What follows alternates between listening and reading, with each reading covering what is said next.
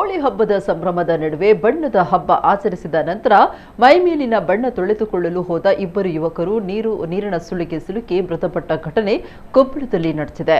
18 ವರ್ಷದ ಅಭಿಷೇಕ್, 18 ವರ್ಷದ ಸೂರ್ಯ ಮೃತಪಟ್ಟ ಯುವಕರು. ಹೋಳಿ ಹಬ್ಬದ ಪ್ರಯುಕ್ತ ಪರಸ್ಪರ ಬಣ್ಣ ಹಚ್ಚಿ ಸಂಭ್ರಮಿಸಿದ ಈ ಇಬ್ಬರು ಯುವಕರು ಹಬ್ಬದ ಸಂಭ್ರಮ ಮುಗಿದ ಬಳಿಕ ಮೈಗೆ ಅಂಟಿದ್ದ ಬಣ್ಣವನ್ನು ತೊಳೆಯುವ ಉದ್ದೇಶದಿಂದ ಕೆರೆಗೆ ತೆರಳಿದ್ರು. ಕೆರೆಯಲ್ಲಿ ಈಜಲು ಇಳಿದಾಗ ನೀರಿನ ಆಳ ತಿಳಿಯದೆ ಇಬ್ಬರು ಮುಳುಗಿದ್ದಾರೆ. ಯುವಕರು ನೀರಿನಲ್ಲಿ ಒದ್ದಾಡ್ತಾ ಇರುವುದನ್ನು ಗಮನಿಸಿದ ಸ್ಥಳೀಯರು ತಕ್ಷಣವೇ ರಕ್ಷಣೆಗೆ ಧಾವಿಸಿದ್ರು. ಅಷ್ಟರಲ್ಲಾಗಲೇ ಇಬ್ಬರು ನೀರು ಪಾಲಾಗಿದ್ದಾರೆ. ವಿಷಯ ತಿಳಿತಾ ಇದ್ದಂತೆ ಅಗ್ನಿಶಾಮಕ ದಳ ಮತ್ತು ಸ್ಥಳೀಯ ಪೊಲೀಸರು ಸ್ಥಳಕ್ಕೆ ಧಾವಿಸಿ ಸ್ಥಳೀಯ ಈಜುಗಾರರ ಸಹಾಯದಿಂದ ಶೋಧ ನಡೆಸಿ ಇಬ್ಬರ ಮೃತದೇಹಗಳನ್ನು ಹೊರತೆಗೆದಿದ್ದಾರೆ. ಈ ಘಟನೆಯಿಂದಾಗಿ ಹಬ್ಬದ ಸಂಭ್ರಮದಲ್ಲಿದ್ದ ಗ್ರಾಮದಲ್ಲಿ ಮತ್ತು ಯುವಕರ ಕುಟುಂಬದಲ್ಲಿ ಮೌನ ಆವರಿಸಿದ್ದು ಆಕ್ರಂದನ ಮುಗಿಲು ಮುಟ್ಟಿದೆ.